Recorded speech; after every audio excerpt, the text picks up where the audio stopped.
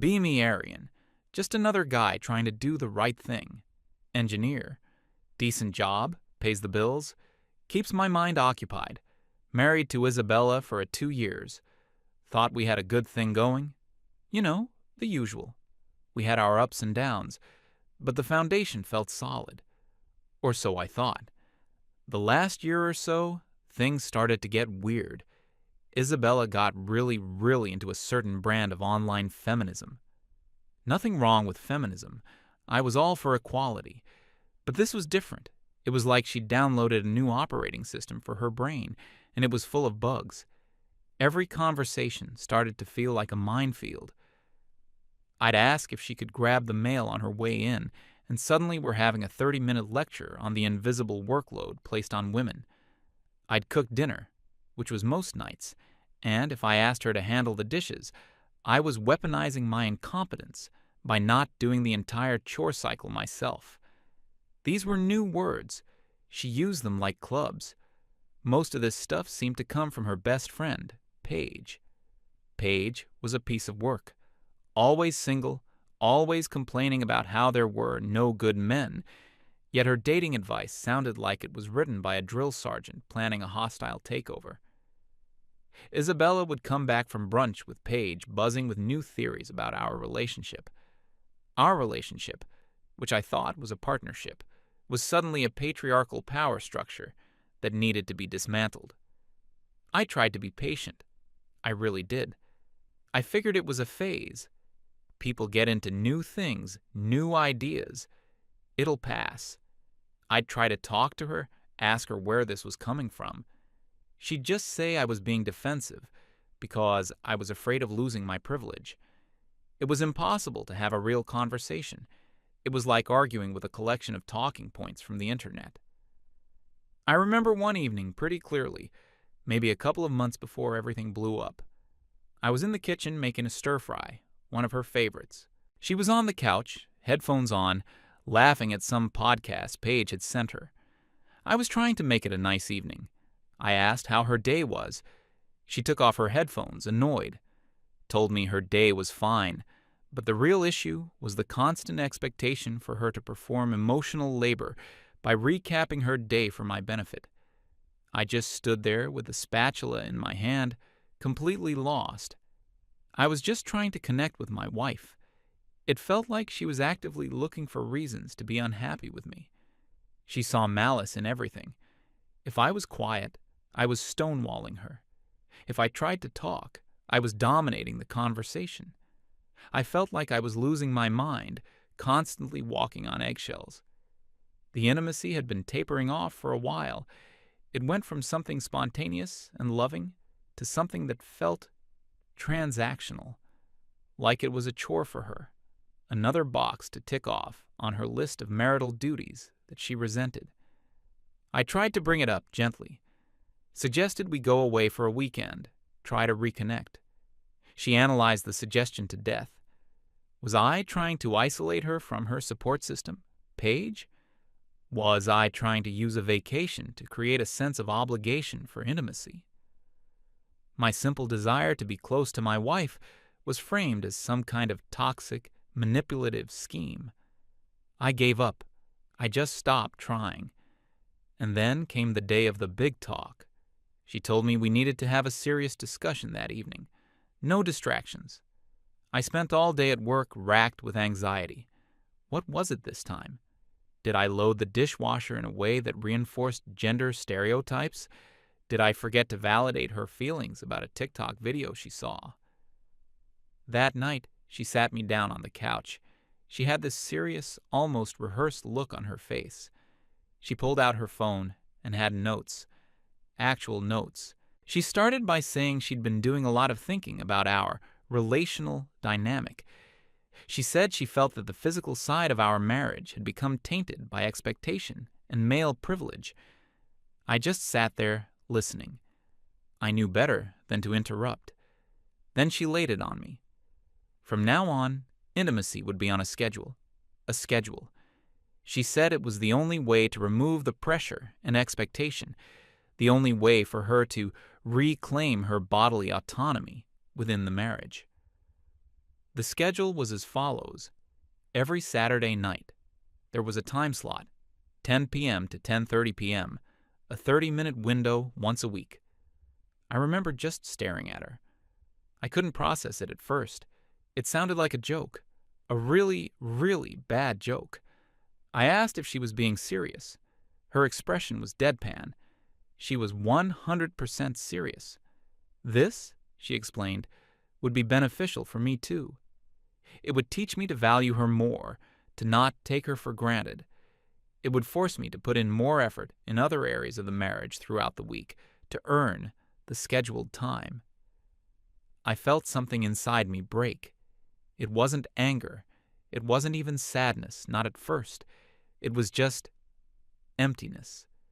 The woman I loved, my partner, the person I had built a life with, was sitting in front of me and talking about our marriage bed like it was a timeshare condo in Florida. She was turning the most intimate part of our relationship into a business appointment, a performance review, and she was doing it with this smug, self-righteous expression, like she was a revolutionary hero. I looked at her, really looked at her, and the woman I married wasn't there anymore. In her place was a stranger, someone spouting a script written by angry people on the internet and a bitter best friend. A deep, cold clarity washed over me. I wasn't going to fight this. I wasn't going to beg or plead or try to reason with her. You can't reason with a zealot. Arguing would only feed her narrative. I'd be the toxic male trying to deny her lived experience. I'd be proving her point. So I just looked her in the eye. I didn't raise my voice. I didn't show any emotion at all. I asked one question. Is this really what you want? This is your final decision? She nodded, a little flicker of triumph in her eyes. She thought she'd won. She thought I was about to fold. I took a slow breath. Okay, Isabella, I said. Whatever you want. The look on her face changed. She was expecting a fight, an argument, tears, something. She wasn't expecting acceptance. My calm, quiet agreement was not part of her script. It threw her off balance. She tried to press on, to explain further why this was a good thing. I just held up a hand. You don't need to explain. I understand perfectly. That night, I took my pillow and a blanket and went to the guest room. When she asked what I was doing, I told her I wanted to respect her boundaries and give her the space she clearly needed. How could she argue with that? I was using her own logic against her. She stood in the hallway, looking confused, as I closed the door. I didn't sleep that night. I just lay there in the dark, staring at the ceiling. It wasn't a marriage anymore. It was a hostage situation where I was the only one who didn't realize it. And her little schedule wasn't a rule. It was my key. It was my permission slip to leave. Not physically, not yet, but emotionally, mentally. She had just single-handedly given me the green light to completely check out, and she was too blinded by her ideology to even see it. The next morning, I woke up a different person. The cloud of anxiety and confusion I'd been living under was gone. In its place was a strange sense of peace, a purpose. My new purpose was simple: get my life in order, for me. I went about my day. I was polite to Isabella. I was cordial. I treated her like a roommate, a quiet, unobtrusive roommate. I made my own coffee. I made my own breakfast. I didn't ask about her day. I didn't offer any details about mine unless she asked, and my answers were short and to the point. She seemed to think I was just sulking. I could see her texting Paige, probably describing my childish behavior. Let her think that. It was better that way. That first week was a strange one. The silence in the house was heavy. I started going to the gym before work. I hadn't lifted seriously in years. We'd gotten comfortable. I'd let myself go a bit. That first morning, I walked into the weight room and felt like I was home. The cold iron in my hands felt real. It was simple. You lift the weight, you get stronger. No mind games, no hidden meanings. I channeled all my frustration, all my disappointment into every single rep. At work, I changed my approach. There was a big, complex project that everyone was avoiding. It was a career maker for whoever could pull it off, but it was a high-risk headache. I walked into my boss's office and told him I wanted it. He was surprised but pleased. I started staying an hour or two later every evening, not because I had to, but because I wanted to. The office was quiet. I could focus. It was peaceful. It was a refuge from the silent, tense atmosphere at home. I started eating better. Cooking for one is simple. Steak, vegetables, rice. I stopped drinking beer on weeknights. I was taking all the energy I had poured into trying to make my wife happy, and I was pouring it back into myself. And then came Saturday, the first scheduled appointment. I almost forgot about it. I'd spent the day working on a tough coding problem, then went for a long run. I was mentally and physically exhausted, but in a good way. Around 9:45 p.m., Isabella knocked on the guest room door. She was standing there in a silk robe, looking expectant. "It's almost time," she said, with a weird, forced smile. I swear to God, it felt like getting called into the principal's office. I just nodded, said okay, and followed her to our old bedroom. The whole experience was surreal. It was the most awkward, clinical, and passionless 30 minutes of my life. There was no connection, no warmth. It felt like I was assembling a piece of furniture from IKEA with a confusing set of instructions. I was just following the rules she had laid out. As soon as the half hour was up, I stopped. I said, "Okay, good night," rolled over, and that was it. I didn't cuddle. I didn't talk. I didn't stay. I got up, went back to the guest room, and fell asleep in minutes. I think that was the first time she realized this might not go the way she had planned. She expected me to be desperate, grateful for the scraps she was throwing me. She probably expected me to try and push the boundaries, to beg for more. She didn't expect cold, robotic compliance. The next few weeks fell into a pattern. I was up at 5 a.m. for the gym, work all day, home late. I'd eat the meal I'd prepped for myself, read a book, and go to bed. On weekends, I was out of the house. I reconnected with old friends, guys I hadn't seen in ages, because Isabella didn't like them. She thought they were a bad influence, too, conventionally masculine. It felt amazing to just sit around with a buddy, talk about cars or sports or nothing at all, and not have every word analyzed for its problematic subtext. I started hiking again. I'd be gone all day Saturday, just me in the mountains. I'd come home tired and sore, but clear-headed. Isabella started to notice the changes. My face was leaner. My shirts were fitting better across the shoulders and chest. I carried myself differently. I wasn't hunched over with anxiety anymore. She started trying to make small talk. "You're at the gym a lot," she'd say. "Yep," I'd reply. Silence. "That project at work sounds intense." "It is." I wasn't being rude. I was just being factual. I gave her nothing to work with, no emotional hook. The gray rock method, I think they call it. I became as boring and unresponsive as a gray rock. The Saturday night appointments became more and more tense. She started putting in more effort.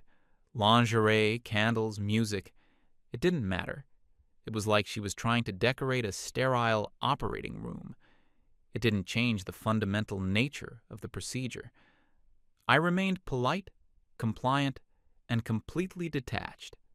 She was the one who turned our bed into a boardroom, and I was treating our appointments with the sterile professionalism they deserved. She started getting frustrated. One night, after the scheduled event, she tried to get me to stay, to talk. She asked me why I was being so distant.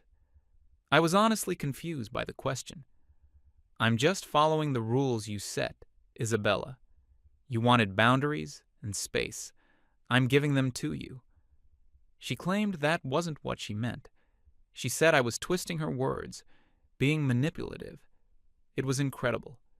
She was the one who had drawn these insane lines in the sand, and now she was mad at me for respecting them too perfectly.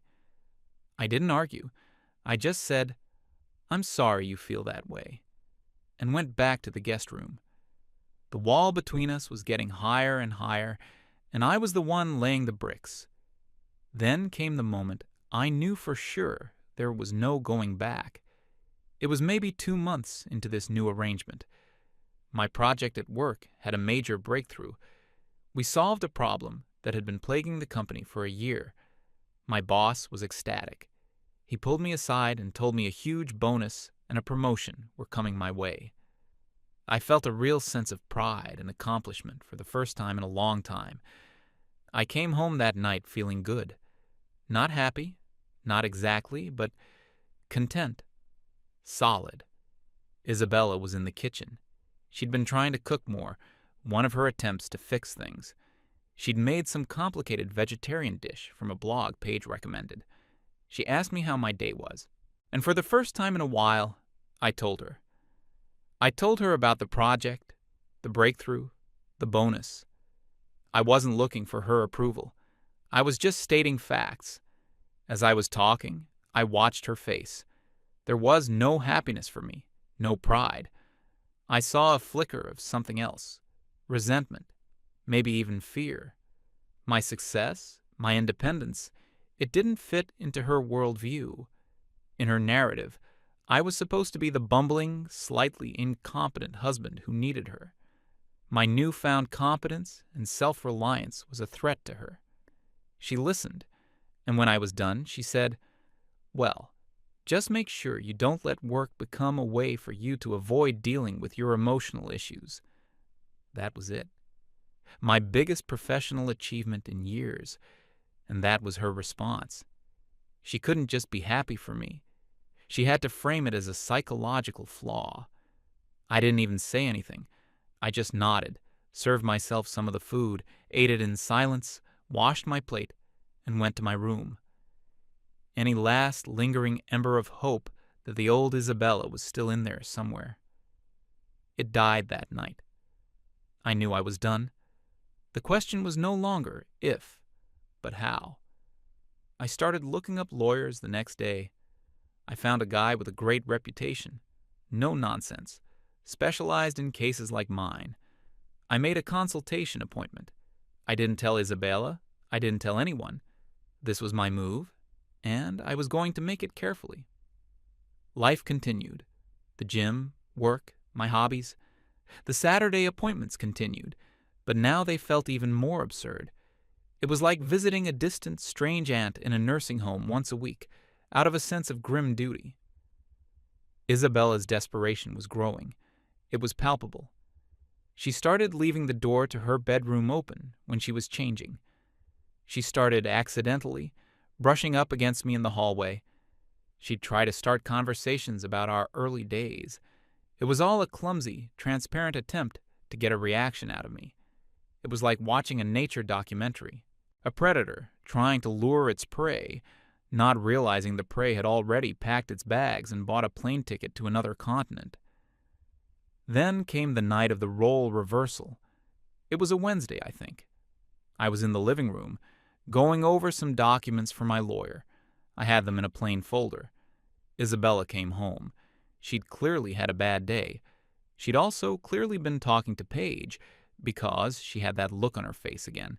The "I have a new strategy" look. She came in wearing a dress I hadn't seen in years. It was from our honeymoon. She put on music we used to listen to. She opened a bottle of wine. She was trying to recreate a past that she herself had systematically dismantled. She sat next to me on the couch, a little too close. She started talking about how she missed me, how she missed us. She admitted that maybe the schedule was a crude tool and that she'd been too black and white in her thinking. It was the closest she'd ever come to an apology, but it wasn't one. It was a tactic. She put her hand on my leg. She leaned in to kiss me, and I just moved away. I didn't flinch. I didn't recoil in disgust. I just calmly and gently shifted my body so her advance missed its target. I looked at her. No anger, just a quiet finality. "Isabella," I said, my voice even. "It's Wednesday. That's not on the schedule." Her face crumbled. Actually, physically crumbled. The shock, the humiliation, the utter disbelief. It was all there. She had used intimacy as a weapon, a tool for control. And I had just taken that weapon, unloaded it, and handed it back to her. She couldn't comprehend it. In her mind, men were simple creatures, always desperate for physical affection. My rejection didn't compute. It broke her brain. She just stared at me, speechless, for a full minute. That was the moment she knew, truly knew, that she had lost. Not just the battle, the whole war. She just sat there on the couch, her face a perfect mask of utter devastation. I had used her own weapon, her own logic, her own schedule against her, and it had vaporized her. She didn't get angry. She didn't scream. She didn't cry. Not then. She just looked broken, like a child who had just learned that magic isn't real. All her theories, all of Paige's confident pronouncements about male psychology, had just been proven spectacularly wrong. Her entire worldview was a house of cards, and I had just calmly pulled out the bottom one. I stood up. "I think I'll go to bed now," I said, my voice betraying nothing. I walked back to the guest room and closed the door, leaving her alone in the living room with the ruins of her grand strategy. The next few days were the quietest of my entire life. She avoided me completely. If I came into a room, she would leave. I could hear her on the phone with Paige, whispering in frantic, angry tones. I can only imagine the kind of advice she was getting. Paige wasn't the type to ever admit her ideas were flawed. She would have reframed my actions. My calm rejection wasn't a natural consequence of her behavior. No, it had to be a new, more insidious form of toxic masculinity, a manipulative withdrawal of affection, a coercive control tactic. I was no longer just the passive, clueless husband. I had been upgraded to a cunning, diabolical villain. I could feel the narrative shifting. I was being painted as the bad guy in a story she was writing in her head. Fine by me. The opinion of the jury doesn't matter much when you've already decided to leave the courtroom. I met with my lawyer again. We went over the financials. I had been meticulous in my preparations. I had records of everything: my new salary, the bonus, our shared assets. My lawyer was a shark, but a calm one. He said my position was strong. We had no kids. The house was the main asset. He told me to prepare for things to get ugly. People like Isabella, when their control slips, they don't go quietly. He was right. About a week after the Wednesday night incident, her strategy changed. The silence was over. It was replaced by a campaign of psychological warfare. She started with guilt. She'd leave old photo albums open on the coffee table, pictures of us when we were happy. She'd talk loudly on the phone to her mother, crying about how cold and distant I had become. It didn't work. I felt nothing. It was like watching a movie about two people I used to know. Then she tried to provoke me. She'd make passive-aggressive comments about my new lifestyle. "Going to the gym again? Are you trying to impress someone? Working late must be nice, a good way to avoid your actual life."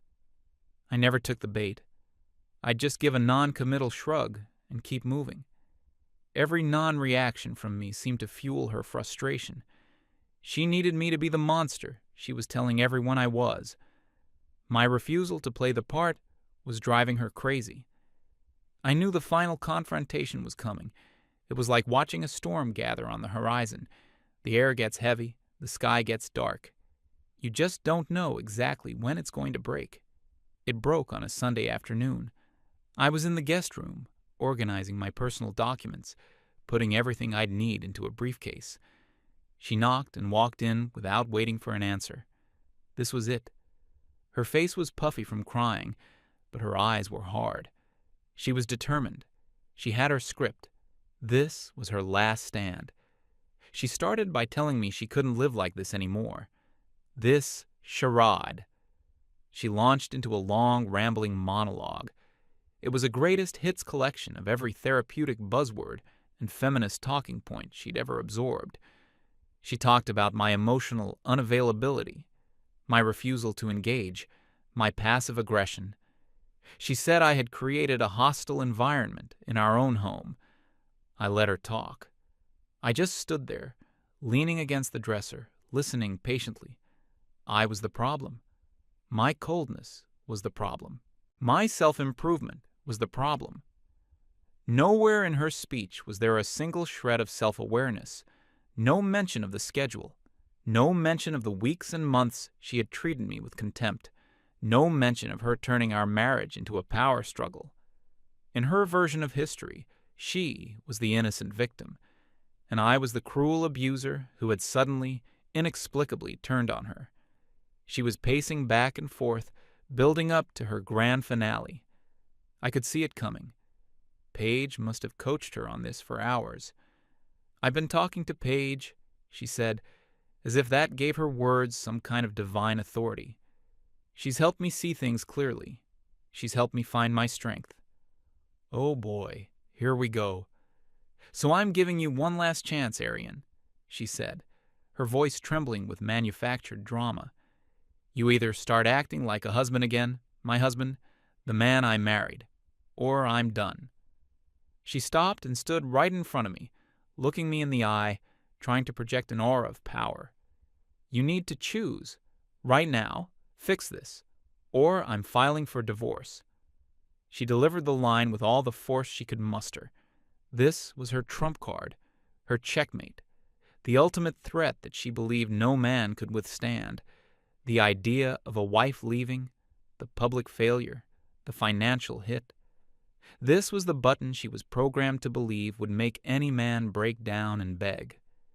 She stood there, breathing heavily, waiting for my collapse, for the tears, for the apologies, for me to fall to my knees and promise her anything she wanted.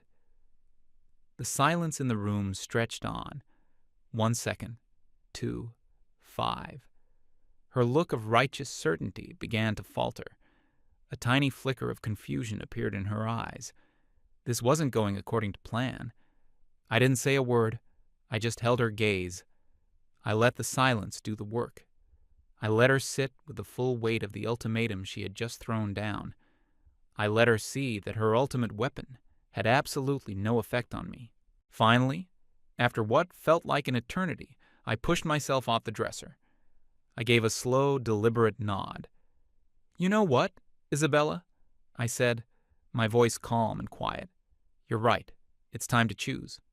"I agree." The confusion on her face deepened. You agree?" "Yes," I said. "I agree that we need a divorce." I then turned to the briefcase sitting on the bed. I opened it. Inside was a thick, professionally bound folder. I took it out and held it up. "The thing is," I said, my voice still perfectly level, "you're a little behind schedule." I stepped forward and placed the folder in her hands. She looked down at it, mystified. On the cover, in plain black letters, were the words, "Petition for Dissolution of Marriage." Her name and my name were right below it. She looked from the folder to my face and back to the folder. Her brain was refusing to process what she was seeing. "I hired an attorney over a month ago," I explained calmly. "These are my copies of the papers.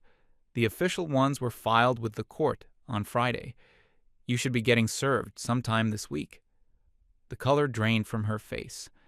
I mean, I've seen it in movies, but I've never seen it happen in real life. She went from flushed and angry to a pale, waxy gray in about 3 seconds. Her hands started to shake. The folder slipped through her fingers and fell to the floor with a soft thud. She opened her mouth, but no sound came out. Just a small, pathetic gasp. The powerful, empowered woman who had just delivered a life-altering ultimatum was gone. In her place was a scared, confused little girl who had just learned that actions have consequences. She finally found her voice. It was a weak, stammering whisper. "But you... how... why?" I decided to give her the truth. Not to be cruel, but because she needed to hear it. Someone needed to tell her. "You did this, Isabella. This was all you.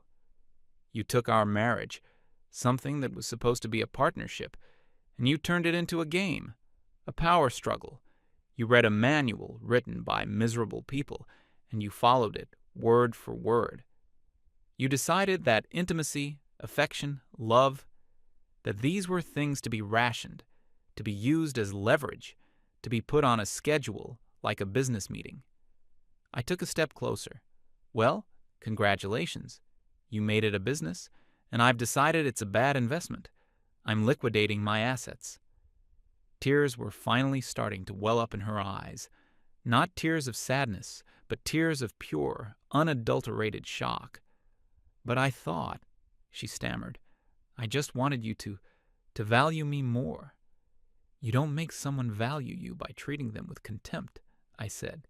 "You didn't want a partner. You wanted a subject to rule over. You didn't want connection. You wanted control. And that schedule?" I let out a small, humorless laugh. "That was the biggest mistake of your life. You thought it was a leash, but it was a key. You unlocked my cage, and you didn't even realize it. The moment you put a clock on your affection, you killed it.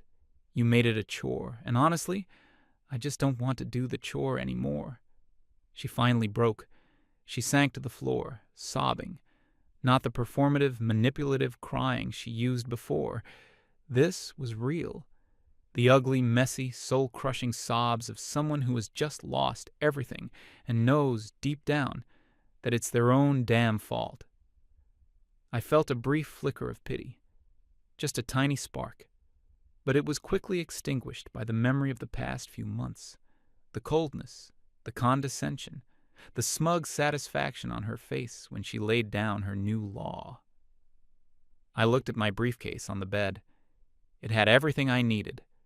I had already moved my important documents out of the house. My finances were separated. I had a short-term apartment lined up, ready to move into that very day. I had a plan. She had a theory. A plan beats a theory every single time. I picked up my briefcase. "My lawyer's contact information is in that folder," I said to the sobbing heap on the floor. "He'll be in touch with yours." I walked to the door. I stopped and looked back at her one last time. "Good luck, Isabella," I said. And I meant it. She was going to need it. Then I walked out. I didn't slam the door. I closed it quietly behind me. I walked through the house that no longer felt like my home. I got into my car and I drove away. I didn't look back. About 5 minutes down the road, I had to pull over. A wave of something hit me. It wasn't sadness. It wasn't anger. It was relief. A profound, overwhelming sense of pure, unburdened relief. I felt like I had been holding my breath for a year, and I could finally exhale. The weight on my shoulders, the constant tension, the feeling of walking on eggshells. It was all gone. I took a deep breath of the free air. I was free. The divorce was surprisingly clean. When confronted with the reality of my preparation, her fight just fizzled out. I'm sure Paige advised her to go for blood, to take me for everything I had. But my lawyer was better than her armchair legal advice. I was more than fair with the settlement. I just wanted it to be over. We sold the house and split the equity. I walked away with my savings, my bonus, and my future. She walked away with half of a life she had torched with her own hands. I heard through a mutual acquaintance a few months later that she and Paige had a massive falling out. Apparently, when Isabella's life was in shambles, Paige's advice just got more and more radical, and Isabella finally realized that her friend was more interested in being right than in being helpful. I don't know what happened to Isabella after that, and I don't really care. I focused on myself. I got that promotion at work. I kept hitting the gym. I traveled a bit. I found peace in the quiet, in the freedom. I learned that you can't build a life with someone who sees you as the enemy. A relationship isn't a battlefield. A marriage isn't a game of chess. And if someone tries to turn it into one, the only winning move is not to play.